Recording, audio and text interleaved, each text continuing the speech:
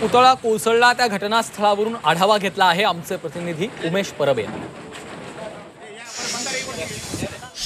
मालवण येथील जो राजकोट किल्ला आहे त्या राजकोट किल्ल्याचं 4 डिसेंबर रोजी नौसेना दिनानिमित्त अनावरण करण्यात आलं होतं। लोकार्पण सोहळा या ठिकाणी संपन्न झाला होता, तो नरेंद्र मोदी यांच्या शुभ हस्ते।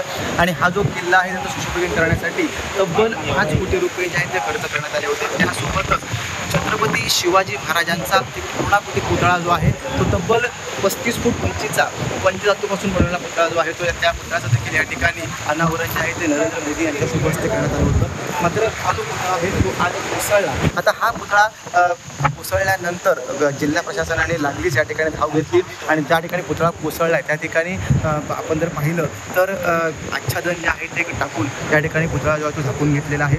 अगदी कडेकोट पोलीस बंदोबस्त देखील तैनात करण्यात आलेला आहे। सामान्य नागरिकांना या ठिकाणी आज सोडलं जात नाही आहे। त्याचबरोबर आता सार्वजनिक बांधकाम विभागाचे जे मंत्री आहेत रवींद्र चव्हाण हे देखील या ठिकाणी दाखल झालेले आहेत। Umesh Parab, Zee media, Sindhudurg.